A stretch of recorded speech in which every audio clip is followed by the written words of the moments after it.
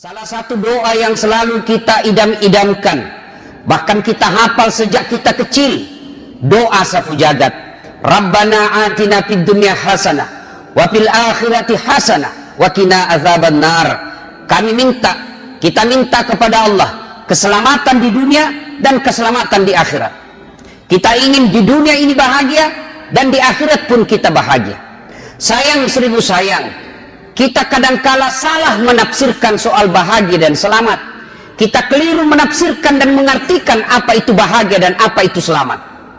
Kita menganggap bahwa bahagia itu banyak duitnya, tapi ternyata berapa banyak orang banyak duitnya akhirnya berujung dalam penjara karena dia cari duit salah. Ada orang menganggap bahwa dengan tinggi jabatan maka kita akan bahagia.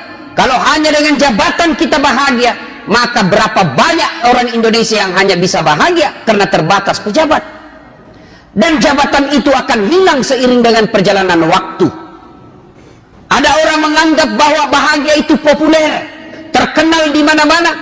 Justru berapa banyak orang tersiksa karena dia populer, kemana-mana tidak bisa bahagia karena diikuti orang banyak. Nah, kalau begitu, sesungguhnya siapa orang bahagia itu? Siapa orang selamat? Menurut para ulama, ketika menafsirkan fid dunya hasanah, keselamatan di dunia itu minimal ada 4 kriteria yang harus kita miliki agar kita bisa selamat dan bahagia di dunia.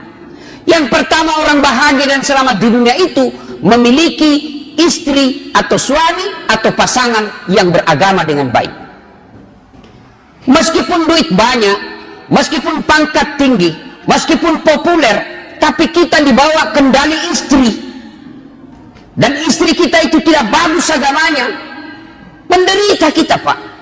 Berapa banyak orang tinggi pangkatnya, banyak duitnya, tapi istrinya, dia bilang orang ini kasar sakang, baru 5 menit keluar menelpon, di mana kau? Lagi enak kita ngopi, kau pulang kau cepat sekarang ini. Banyak duitnya, tapi kalau punya pasangan yang tidak bagus agamanya, tidak takut kepada Allah istrinya, maka tidak akan mendapat kebahagiaan. Maka adik-adik sekalian yang belum punya pasangan, silahkan cari wanita yang cantik, tapi jangan kau jadikan patokan kenapa cantik itu khayali. Apalagi zaman sekarang ada kamera 360 yang bisa menipu kalian. Silahkan cari perempuan calon istri yang kaya, tapi jangan kau jadikan sandaran utama, karena kekayaan itu ada batasnya. Dia kaya tapi 9 bersaudara, habis dibagi rata itu warisannya. Silakan kau cari istri dengan keturunan yang baik-baik, tapi jangan jadikan patokan utama, karena ada orang bapaknya Nabi justru anaknya jadi pengkhianat. Ada orang bapaknya pengkhianat justru anaknya menjadi Nabi Ibrahim alaihissalam.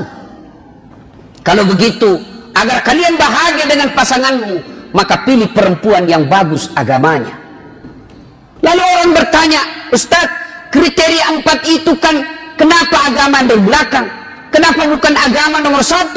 Ingat, agama betul nomor 4, tapi ada stressingnya di belakang. Kata Nabi, utamakan agamanya, karena dengan agama kau akan mendapat semuanya. Mungkin ada orang cantik wajahnya, tapi kesurupan akhlaknya. Mungkin ada keturunan baik-baik, tapi dia miskin. Tapi mungkin juga ada orang bangsawan, tapi mukanya lagi yang jelek.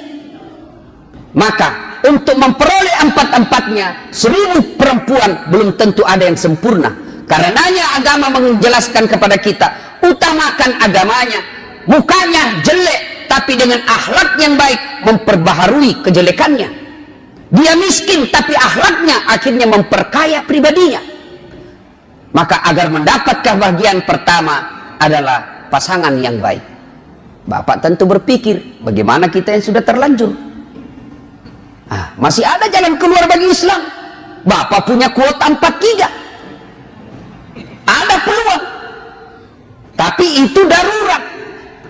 Poligami ini adalah pilihan darurat.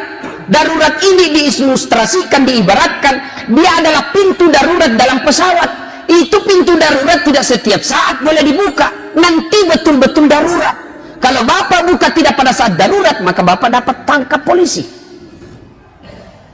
Yang kedua, bahagia menurut para ulama setelah punya pasangan yang baik, punya anak yang taat beribadah. Bukan anak yang tinggi pangkatnya, bukan anak yang populer, bukan anak yang cakep, bukan anak yang pejabat, tapi yang membahagiakan adalah anak yang taat dalam beragama. Berapa banyak saya melihat anaknya kaya tapi orang tuanya ditelantarkan. Bahkan sering kita melihat di medsos dia tidak akui orang tuanya. Maka pilihannya adalah anak yang baik dan anak yang soleh dan soleha. Bukan cuma bapak nikmati di dunia, tapi insya Allah akan membahagiakan bapak ketika masuk di alam kubur. Suatu kali Nabi bercerita melakukan perjalanan. Dalam perjalanan ke suatu tempat, Nabi melewati pemakaman. Ketika tiba di pemakaman, area pemakaman itu, Nabi bersabda, langkahkan kakimu dengan cepat. Ma peri-periko, cepat-cepatkan ke langkahmu. Sampailah Nabi di tempat tujuan. Setelah selesai urusan Nabi, balik lagi dengan rute yang sama melewati pemakaman. Ketika lewat pemakaman, para sahabat mempercepat langkahnya. Seperti perintah Nabi di awal tadi, cepatkan langkah. Sahabat mempercepat langkahnya. Lalu Nabi bersabda, tidak usah, santai saja, tidak usah kuburu-buru. Bertanya sahabat, ya Rasulullah, waktu pergi kami disuruh buru-buru, sekarang tidak ada apa ya Rasul? Perginya kami diperintah buru-buru, pulang santai saja, ada apa? Kata Nabi, andai kau diberi pendengaran seperti telingaku, maka kau akan dengar betapa ini orang dalam kubur disiksa. Dia disiksa. Saya tidak betah lama-lama. Kasihan saya mendengarnya dia lama-lama disiksa. Tidak betah saya. Maka saya mau bawa jauh-jauh supaya saya tidak dengar lagi. Terpulang tidak lagi. Kenapa? Saya dapat berita dari Jibril. Allah perintahkan penyiksa kubur, wahai malaikatku, hentikan siksaanmu di kubur. Tidak mungkin orang tua ini kusiksa sementara anaknya di dunia lagi belajar mengaji, membaca basmalah, bismillahirrahmanirrahim, dengan nama Allah Maha Pengasih Maha Penyayang. Masa bapaknya saya siksa di kubur sementara anaknya menyebut saya Allah Pengasih dan Penyayang? Berarti yang bisa menyelamatkan bapak di alam kubur bukan harta yang banyak, bukan jabatan yang tinggi, bukan popularitas semata, tapi yang bisa menyelamatkan bapak ketika dalam kubur adalah doa anak yang soleh dan soleha. Saudaraku, orang Medan pergi merantau ke Sulawesi Selatan, menjual martabak Medan, sampai di sana tidak bahagia, boleh kembali ke sini. Saudaraku, orang Betawi datang ke sini menjual soto Betawi, tidak bahagia, boleh kembali lagi ke Betawi. Saudara-saudara saya yang dari Makassar datang ke sini jual coto Makassar, ternyata tidak bisa bahagia, kembali lagi ke kampung kerja sawah. Masih ada pilihan ketika merantau tidak bahagia, pulang kampung. Tapi ketika bapak masuk ke dalam kubur, senang tidak senang kau tinggal di situ, tidak boleh kau balik lagi ke Medan. Apa yang bisa menolong kita? Hanya 3 kata Nabi. Ketika kau di alam kubur, hanya 3 yang bisa menolongmu. Satu diantaranya anak yang soleh dan soleha. Alangkah bahagianya ketika pensiun, anaknya 4, lalu bermusyawarah anaknya. Saudara-saudara sekalian, bapak sudah berpuluh-puluh tahun mengabdi sebagai tentara, mengabdi sebagai ASN, bekerja sebagai polisi. Saatnya kita membahagiakan, sebab waktu beliau bekerja, kitalah ini yang dipikirkan. Sekarang saatnya kita pikirkan orang tua kita. 1 bulan, 1 anak, 2 juta. Bapak dapat gaji pensiun 8 juta per bulan. Ada kira-kira begitu dalam sini? Oh, yang banyak pak. Kita sudah pensiun, anak sudah punya anak, punya cucu, masih minta duit sama kita. Maka kalau mau bahagia, didik anak yang soleh dan soleha. Yang ketiga, kata Nabi, kata para ulama, kalau kalian mau bahagia, setelah punya pasangan yang baik, anak yang soleh dan soleha, yang ketiga punya harta yang berkah. Bukan harta yang banyak, yang berkah. Mana yang berkah? Prakteknya dalam kehidupan sehari-hari, gajinya tidak seberapa, tapi setiap ada pembangunan masjid, ada nama yang nyumbang semen di situ meskipun 1 sak. Setiap ada pembangunan rumah-rumah ibadah, ada di situ berpartisipasi meskipun cuma barangkali 200.000, itu yang disebut hartanya berkah. Ada orang duitnya puluhan juta, bahkan sampai ratusan juta, bahkan miliaran, tapi sampai detik ini tidak pernah ke tanah suci bertemu dengan Allah di Baitullah dan mensiarahi makam Rasulullah Muhammad SAW. Kalian merugi cari duit. Ada orang cari harta dari pagi sampai malam, menghalalkan segala cara, dia tinggalkan sholat subuh, lepas sholat duhurnya, hilang sholat asarnya, pergi sholat isanya, tidur pun tidak sempat menunaikan ibadah semata-mata kepada Allah dalam sehari, setengah mati cari duit. Begitu dia lapar, dia beli nasi. Sayangnya setelah ada nasinya dia buang, bungkusnya dia makan. Itulah orang yang setengah mati cari nafkah, tapi dia melupakan kewajibannya kepada Allah Subhanahu wa Ta'ala. Apa bukan orang beleng-beleng itu, Pak? Dia cari makan, begitu dia lapar, dia pergi beli, Pak, beli nasi. Sayangnya setelah ada nasinya dia buang, bungkusnya dia makan. Inilah orang yang setengah mati cari nafkah, setengah mati cari uang, dia tinggalkan ibadah.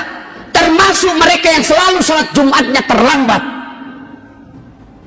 Coba hafal itu mukanya selalu terlambat sholat Jumat. Itu juga itu minggu lalu, itu juga pekan depan. Dan tandai muka mereka, dia paling terlambat datang, paling cepat pulang. Coba lihat nanti itu.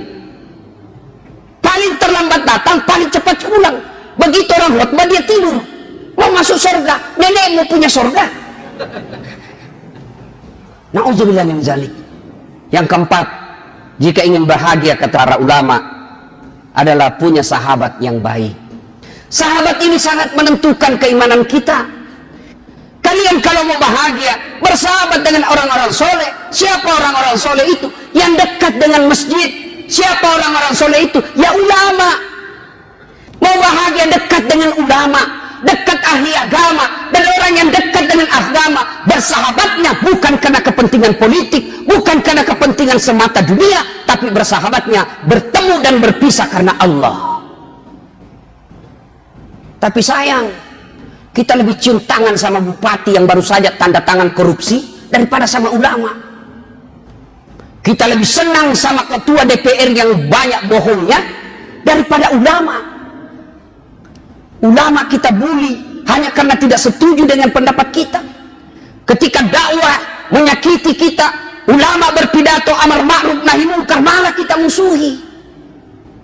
Maka jangan heran, duit banyak, istri cantik, jabatan tinggi, anak 9, tapi kok tidak bisa bahagia. Nanti dia bisa tidur kalau minum obat tidur.